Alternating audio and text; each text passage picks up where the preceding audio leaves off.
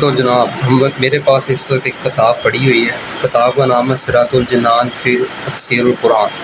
قرآن کی حدیث سے میں آپ کو کافی کچھ بتانے والا ہوں، تو آپ ویڈیو سکپ نہ کریے گا. یہ ایسا علم ہے، یہ ہمارا جو سب سے بڑا دشمن ہے نا، یہ اس کے بارے میں ہے. تو جو اس کے بارے میں ہے یہ آپ کے لیے جاننا بھی ضروری ہے، تو آپ مکمل ویڈیو دیکھیں. جی، یہ تو ہے پارہ نمبر 7 سے 9 تک. جو ہمیں صورت نکالنی ہے وہ ہے جی سورۃ الاعراف. مکی صورت کہلاتی ہے یہ، ٹھیک ہے، مکی صورتوں میں اس کا شمار ہے. یہ ہے جی سورۃ الاعراف، ٹھیک ہے. اس میں کافی کچھ بتایا گیا ہے. تو اس میں جو مین چیز ہے نا وہ یہ ہے کہ شیطان کے بارے میں بتاؤں گا، لیکن پہلے ہم یہ سن لیتے ہیں کہ حضرت عائشہ صدیقہ رضی اللہ عنہا روایت ہے، رسول اکرم صلی اللہ علیہ وسلم نے ارشاد فرمایا، جس نے قرآن پاک کی پہلی 7 بڑی صورتوں کو حفظ کیا، ان کی تلاوت کرتا رہا تو یہ اس کے لیے کثیر ثواب کا باعث ہے.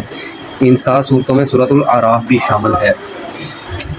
تو جو میں نے آپ کو دکھانا ہے وہ یہ ہے، جو میں جس کے لیے میں نے یہ سارا ویڈیو بنا رہا ہوں، وہاں سے شروع کرتے ہیں. اچھا جی، آیت ہے ثم قلنا للملائکۃ اسجدوا لآدم فسجدوا الا ابلیس لم یکن من الساجدین. اور ترجمہ کنز العرفان. اور بے شک ہم نے تمہیں پیدا کیا، پھر تمہاری صورت بنائی، پھر ہم نے فرشتوں سے فرمایا کہ آدم کو سجدہ کرو، تو ابلیس کے سوا سب نے سجدہ کیا، وہ سجدہ کرنے والوں میں نہ ہوا. اس میں یہ بات ہے، یہاں سے ایک عظیم نعمت یاد لائی جا رہی ہے جو اللہ تعالیٰ نے آدم علیہ السلام کے ان کی تمام اولاد پر فرمائی. اور یہ نعمت ایسی ہے، صرف یہی نہیں، نعمت ادائے شکر لازم کرنے کے لیے کافی ہے. حضرت آدم علیہ السلام کو پیدا کیا، ان کی پشت میں سے ان کی اولاد کی صورت بنائی. یہاں آدم علیہ السلام کا تذکرہ ہے. اور ہم نے آدم کو پیدا کیا، ان میں سور پھونکی، فرشتوں کو حکم دیا کہ انہیں سجدہ کریں.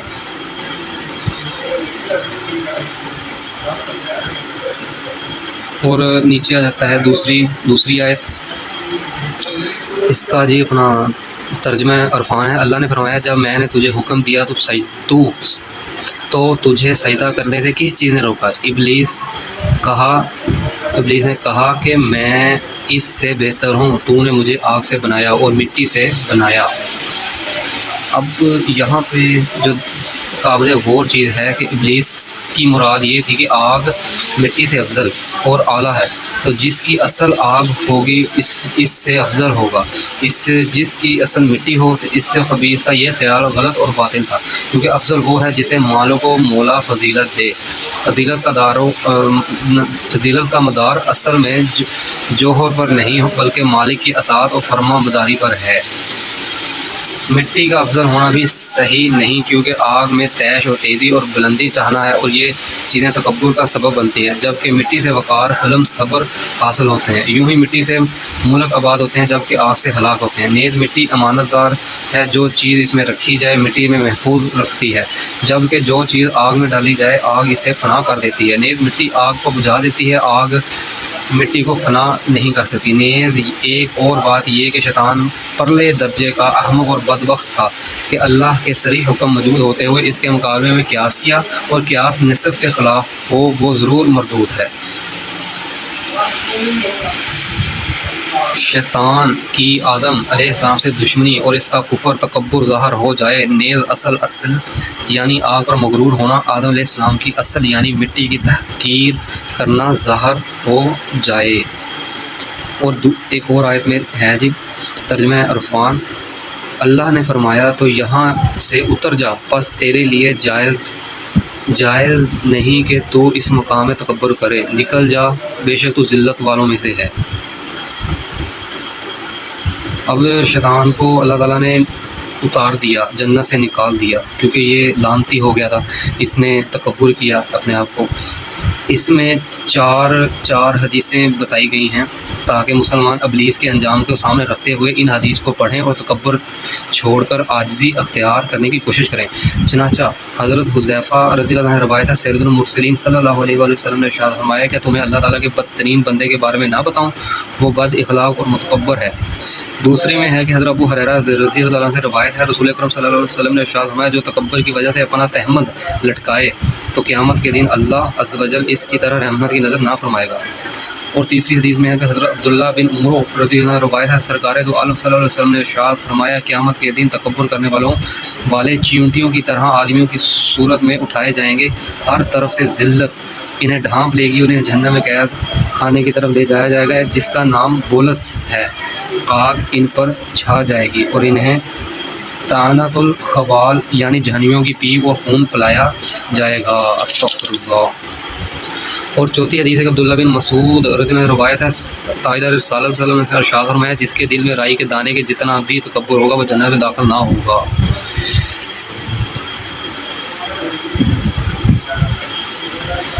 ایک واقعہ حضرت عمر فاروق اعظم کی عاجزی کے بارے میں سنتے ہیں۔ جب حضرت عمر فاروق رضی اللہ تعالیٰ عنہ شام کی طرف تشریف لے گئے تو حضرت سیدنا عبیدہ رضی اللہ عنہ بھی ان کے ساتھ تھے، یہاں تک کہ آپ رضی اللہ عنہ ایک ایسے مقام پر پہنچے جہاں گھٹنوں تک پانی تھا۔ آپ نے اپنی اونٹنی پر سوار تھے، آپ اونٹنی سے اترے اور اپنے موزے اتار کر اپنے کندھوں پر رکھ لیے، پھر اونٹنی کو لگام تھام کر پانی میں داخل ہو گئے۔ تو اے امیر المومنین آپ یہ کیا کر رہے ہیں؟ مجھے یہ پسند نہیں کہ یہاں کے باشندے آپ پر نظر اٹھا کر دیکھیں۔ عمر فاروق نے ارشاد فرمایا افسوس اے عبیدہ، اگر یہ بات تمہارے علاوہ کوئی اور کہتا تو میں اسے امت محمدی علیہ وجہ الصلاۃ والسلام کے لیے عبرت بنا دیتا۔ ہم ایک بے سر و ساماں قوم تھے، پھر اللہ تعالیٰ نے ہمیں اسلام کے ذریعے عزت عطا فرمائی، اور جب بھی ہم اللہ تعالیٰ کی عطا کردہ عزت کے علاوہ سے عزت حاصل کرنا چاہیں گے تو اللہ تعالیٰ ہمیں رسوا کر دے گا۔ کیا بات، سبحان اللہ۔ قال انظرنی الی یوم یبعثون قال انک من المنظرین۔ شیطان نے کہا تو مجھے اس دن تک مہلت دے دے جس دن لوگ اٹھائے جائیں گے۔ اللہ نے فرمایا تجھے مہلت ہے۔ یہ قابل غور ہے، یہاں پہ سمجھنے والی باتیں بہت سی ہیں، جیسے کہ اس آیت میں بھی فرمایا ہے کہ اللہ نے فرمایا بس بے شک تو ان میں سے ہے جن کو معین وقت کے دن تک مہلت دے دی گئی، اور یہ نفع اولا کا وقت ہے جب سب لوگ مر جائیں گے۔ شیطان مردود نے دوسرے نفع سور پھونکے تک یعنی مردوں کو دوبارہ زندہ ہونے کے وقت تک کی مہلت چاہی تھی۔ اس مطلب یہ تھا کہ موت کی سختی سے بچ جائے، مگر یہ درخواست قبول نہ ہوئی، اسے پہلے نفع تک مہلت دے دی گئی۔ جب پہلی بار سور پھونکا جائے گا تو سب کے سب ہلاک ہو جائیں گے۔ ایک اور آیت میں ہے شیطان نے کہا کہ مجھے اس کی قسم کہ تو نے مجھے گمراہ کیا، میں ضرور تیرے سیدھے راستے پر لوگوں کی طاق میں بیٹھوں گا۔ شیطان نے یہاں گمراہ کرنے کی نسبت اللہ جل کی طرف کی ہے۔ اس میں یا تو شیطان نے خود کو مجبور محض مان کر جبر یا فرقے کی طرح یہ بات کہی کہ جو یہ کہتے ہیں کہ انسان مجبور محض ہے، وہ جو کچھ کرتا ہے اپنے اختیار سے نہیں کرتا، پھر اللہ تعالیٰ کی بے ادبی کے طور پر کہا کیونکہ ہر شے اللہ تعالیٰ کی قدرت و تخلیق سے ہوتی ہے، کیونکہ چونکہ بندے کے کسب و افعال کا بھی دخل ہوتا ہے، اس لیے حکم ہے کہ برائی کو اللہ عز و جل کی طرف منسوب کرنے کی بجائے اپنے نفس کی طرف منسوب کرنا چاہیے۔ لیکن شیطان جو آدم علیہ السلام کا گستاخ ہو چکا تھا، اب اللہ عز و جل کا بھی گستاخ بن گیا تھا۔ معلوم ہوا کہ نبی کا گستاخ والا آ کر اللہ عز و جل کا بھی کھلم کھلا گستاخ بن جاتا ہے۔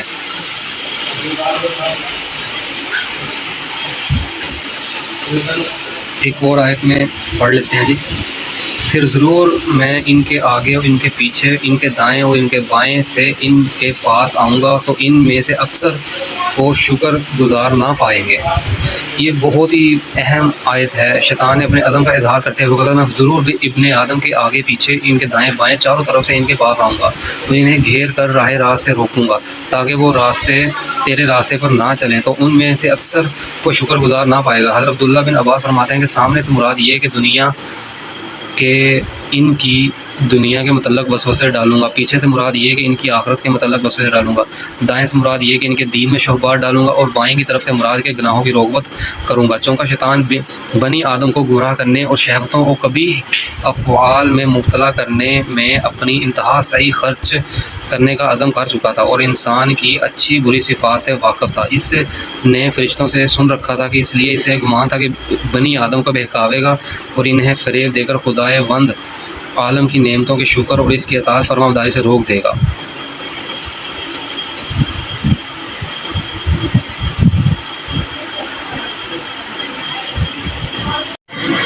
ہر مسلمان کو چاہیے کہ وہ شیطان مردود سے اللہ تعالیٰ کی پناہ مانگتا رہے اور اس میں کسی قسم کی سستی اور غفلت کا مظاہرہ نہ کرے۔ حضرت ابو بکر صدیق سے روایت ہے، نبی کریم صلی اللہ علیہ وسلم نے ارشاد فرمایا، شیطان سے پناہ مانگنے میں غفلت نہ کرو، کیونکہ اگر تم اگرچہ دیکھ نہیں رہے لیکن وہ تم سے غافل نہیں۔ امام غزالی رحمۃ اللہ فرماتے ہیں، شیطان کے شر سے اپنے آپ کو حتی المکان بچاؤ۔ اس سلسلے میں تمہارے لیے سب سے بڑی دلیل یہی کافی ہے جو اللہ تعالیٰ کو حبیب صلی اللہ علیہ وسلم نے فرمایا، اور تم عرض کرو، اے میرے رب، میں شیطانوں کے وسوسوں سے تیری پناہ مانگتا ہوں، اور میرے رب میں تیری پناہ مانگتا ہوں اس سے کہ شیطان میرے پاس آئیں۔